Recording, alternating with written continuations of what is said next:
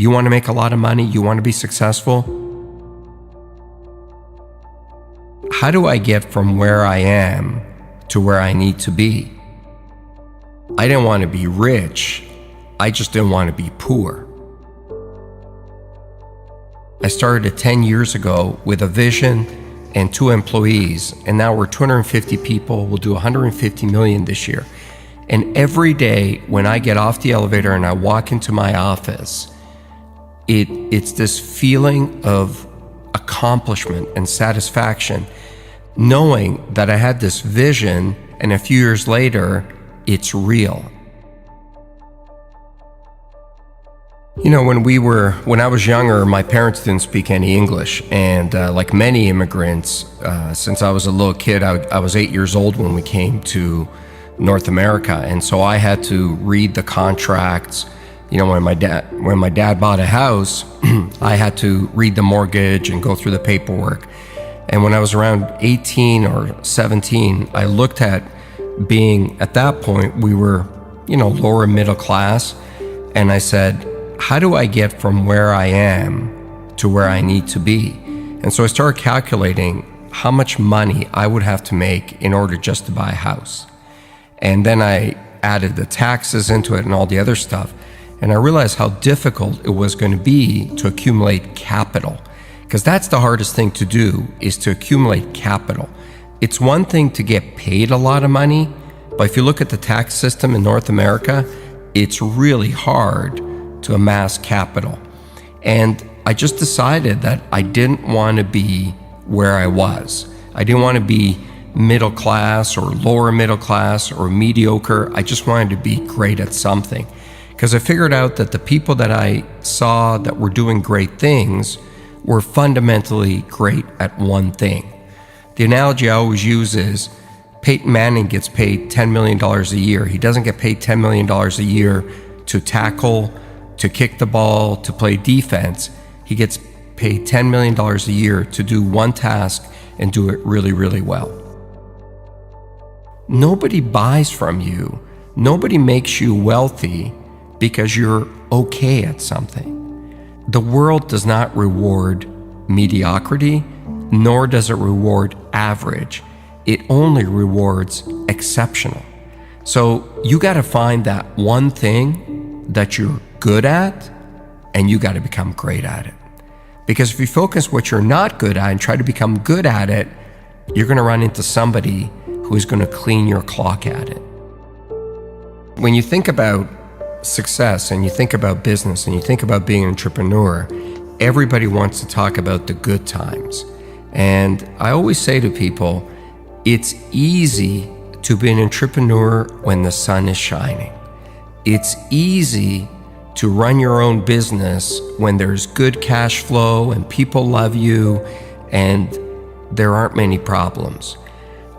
But have that same desire to do it when your biggest customer just left, or do it when you don't have enough cash to make payroll, or do it when you've got real problems at home and nobody cares. Being a great entrepreneur is the ability to stay focused and highly motivated when there's failure around you. It's not your ability to handle success that'll decide how successful you'll be. It's your ability to absorb failure. Not take failure, not get hit, but absorb it. Absorb it with every fiber of your body. When there are those days where you feel like, I just cannot go on. Get up on those days, get in front of your team, and get them going in the same direction, and be highly motivated on those days.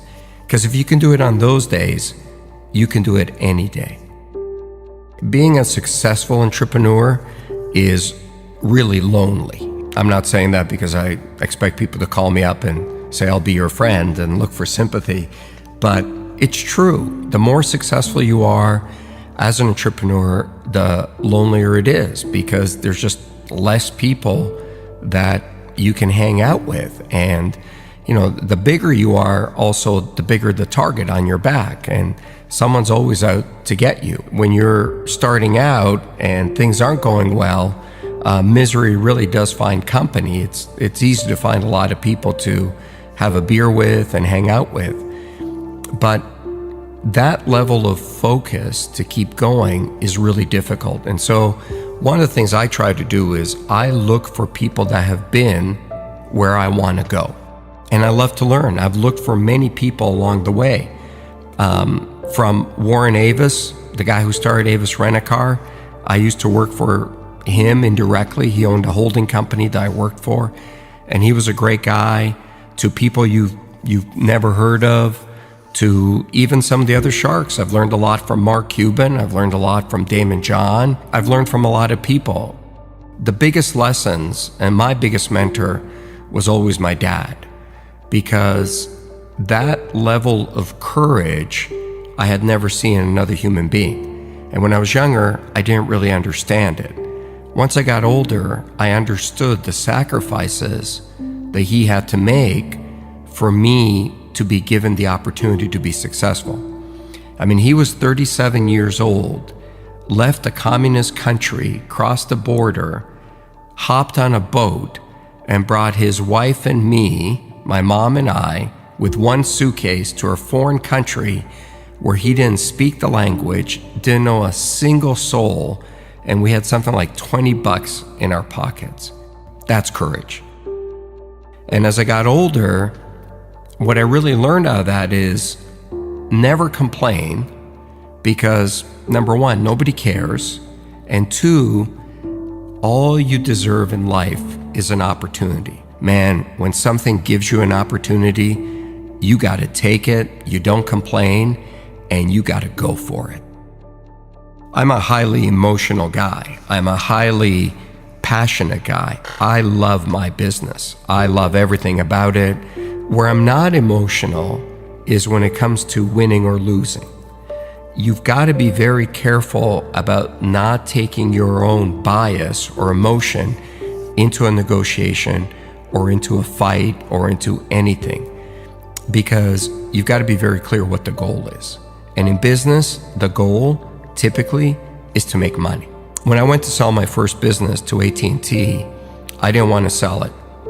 And so it was the night before we were supposed to close the deal. And so I changed my mind, and I called the CEO at the time, and I said, "Oh, I can't sell this business." And he looked at me and he said, "Why not?" And I said, "Oh, it's my baby." And he said, "No, it's not. It's a business." I said, No, it's my baby." And he goes, "No, it's not. Your baby is what you have at home. That's your family. Your business is not your family. Your business is an asset that you started. And if you think we're paying you the right price, then you should sell it. If you think you can keep going and maximize the return, then don't sell it." And he was so non-emotional about it, it really hit home for me. I've seen more people make mistakes because they get angry or they get highly emotional in front of a customer or in front of a supplier. Leave your emotion at the doorstep. Business is about business. When you hit the real world, you're going to start competing with people who are really, really good at something. Technology, advertising, something, and they know it inside out. You want to make a lot of money, you want to be successful, you got to take those people on with a skill that you're world class at. I hate the word failure. I hate that label. I wake up in a cold sweat in the middle of the night sometimes when I feel like I'm going to fail or I'm a failure. I run every day, and I run pretty far, and sometimes, just like everybody, I get jet lag and I get tired.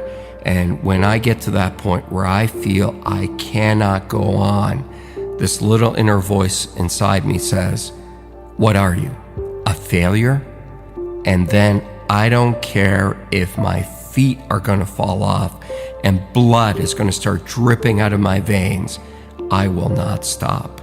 I hate